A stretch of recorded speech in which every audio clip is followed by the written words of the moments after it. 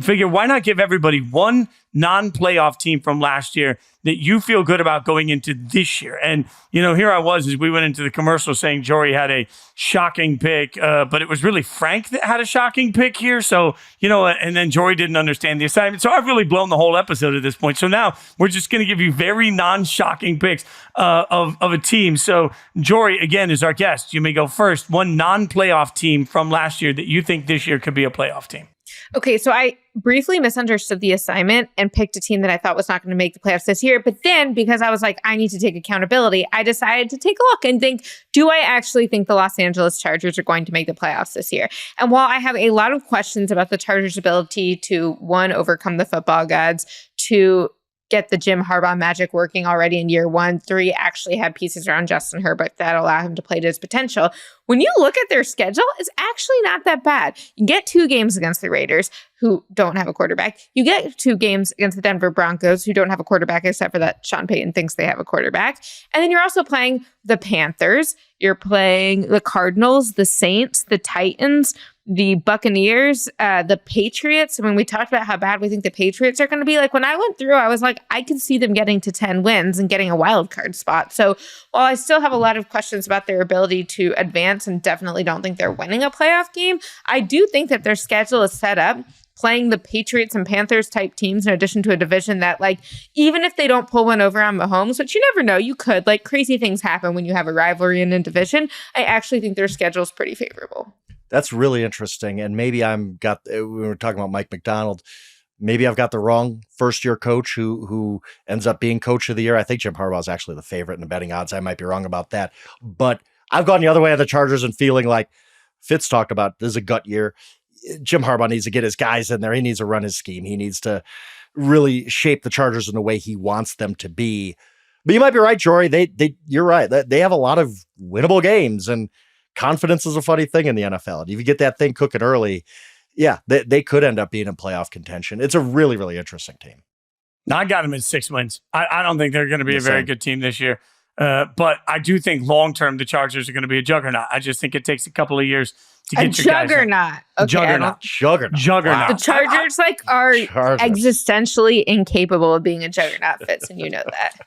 Well, I mean, I think they'll be really good. We'll say that. Like, the Chargers are going to be really good for the next several years. They got a quarterback. They got a coach. That's a hefty combo in the NFL. Frank, give us one non-playoff team for you. I've talked about a couple already this offseason. The Bears, I think, are kind of everybody's choice, right? I obviously like the Jets. I have a wager with a certain person who might play fiddle on the side that they're going to win a playoff game. So I kind of got to stick with that. But I wanted to go really, really far out there. Do you want to add any bets to that? No, I really want no bets. No more bets, as they say at the roulette table. Jori, you wouldn't know about that, but me and Fitz do. We get that. The team, look, every year, and last year was the Texans, we see a team come out of absolutely nowhere to make the playoffs, makes a huge jump. So this sounds crazy, but I'm in the middle of doing all my previews. I'm doing the bad teams right now because we count them down from 32-1. And one team that stuck out to me of, maybe this team is going to be really good. Don't laugh. It's the Washington Commanders. I think the Commanders absolutely positively transformed their franchise this offseason. We talk about new coach, a new GM who everybody wanted, a new quarterback, obviously, at number 2. And if I'm not putting in the whole, maybe he's CJ Stroud because he's the number 2 pick. But if you think about a lot of the rookies who have had instant success, RG3, Lamar Jackson, a lot of these guys, look, passing the ball in an NFL environment is pretty hard, but the athleticism is never going to leave you. I've seen Jaden Daniels be really, really good running the ball and make plays that way. The Commanders had the highest roster turnover of any team in the NFL this year. They added a ton in free agency because they had all this cap space. I think they added a lot of guys who Adam Peters and Dan Quinn wanted to bring in to kind of shape this team. Look, it's going to be difficult. They're in a difficult division. But when I look at the NFC as a whole, where are your wildcard teams coming from? This is not a very deep conference. So I think the Commanders could be that one team who we're sitting here in 6 months or whenever it is saying, whoa, this team came out of nowhere, when in fact the hints are there. We just got to look really, really close. We got to squint a little bit, but I think the Commanders might be in the playoff race this year. That's a stunning pick. I love it. It's a stunning pick. I never would have thought of it. So look, Frank, who do you think from the NFC East is making the playoffs if the Commanders make it? Yeah, and that's the thing. I mean, can you get 3 NFC East teams in? I'm not sure. I'm not positive. Look, the NFC North looks great on paper, but are the Packers or Bears going to step back a little bit? That could happen. I don't know who comes, but who's making it out of the South or the West? The champions, obviously. Someone has to, I hear. Someone almost had, one of those teams will, but I don't think there's a second team coming out of the South. If there's a second team coming out of the West, I guess the Rams, but the Rams just lost one of the 5 best players I've ever seen. Let's not overlook that. The Rams might take a step back. So I don't know if there's any wildcard teams coming out of there, which, one might bump to the NFC East. And I can tell you this, I think the Giants are terrible. The Giants are going to be really, really bad this year. So let's cross them off the list. I don't think the Vikings are going to do it. So if a team like maybe the Eagles just struggle because of this power, dynamic with their coaching staff. Maybe the Packers take a step back. Maybe the Bears defense holds them back and they have a rookie quarterback. I just think I'm not, look, do I think the Commanders are going to make the playoffs? At the end of the day, if you're giving me even odds, I'm not going to bet them, but I do think that they could be a surprise team and be right in the mix. And maybe, hey, you catch a break here or there. You don't catch many injuries. Maybe a team like that. If I would have been talking about the Texans like this 12 months ago, you guys would have laughed me off of the podcast. Right? So there's always a team like this.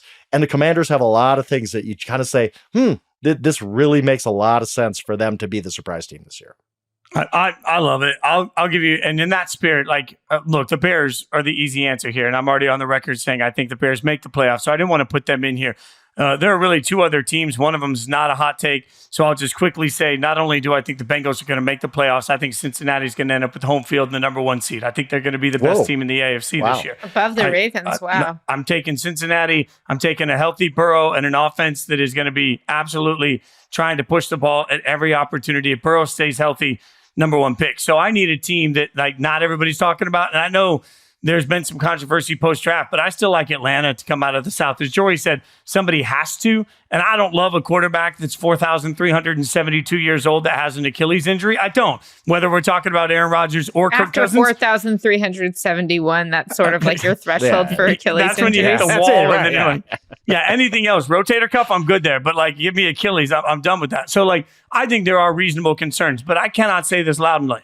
All I think Atlanta needs is competent coaching to use their offensive weapons, and almost any quarterback can have some success there. So I think Kirk Cousins, presuming he can stay healthy enough, if they can get the ball out of his hands quickly, which in that offense I think they can, that's going to be their big sign for life. I hope they don't end up needing Michael Penix this year, because that would be a sign that this prediction has gone off the rails. But somebody has to win the division. The Buccaneers won it last year. Canales is gone. Was this a one-year wonder for Baker? Who knows? Did the Bucs take even a tiny step back? One game would make all the difference here. I don't trust New Orleans, and I think Carolina, while they might be better, are still not good. So all Atlanta has to do is win 9 games, and they get into the playoffs. So I like Atlanta a lot to find a way to sneak in the NFC with their quarterback acquisition. Real quick, Fitz, and that's what I was going to ask you, because picking the NFC South champ is a little bit of a cop out because that division stinks. Thank you. How many games do you think the Falcons win?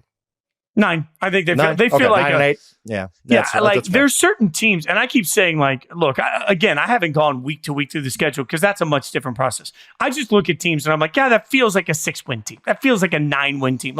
Atlanta feels like a 9-win team.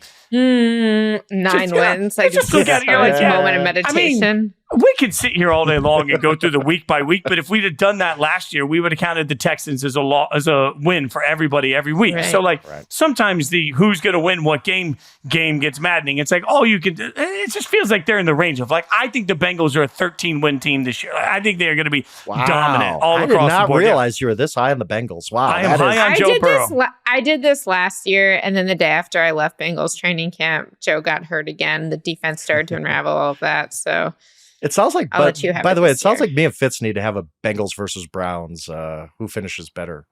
We might need to figure that one out over the next few weeks, because I think the Browns, when you talk about the Bengals, that's why I feel about the Browns. So we'll see. We'll see in that division. That's why. But I will say I'm high on the Browns too. I think the Bengals, Browns could both be, and the Ravens, all 3 of those teams are going to be. It's going to be absolutely fine. You know what, Frank? We'll wait till we have a shot and a drink to make those bets. Shot and a drink. Everything goes fine. Shot and a drink at the roulette table. Jori, that's how this show celebrates. Shot and a drink at the roulette table. So you just let me know when you're in, and we don't go run a mile together.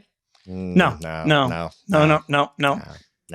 Okay, Well, It depends. It's the shot in the drink at the roulette table at the end of the mile. Because then, if you did, I might break Roger Bannister's 4 minute then. You know, I mean, like, let's go.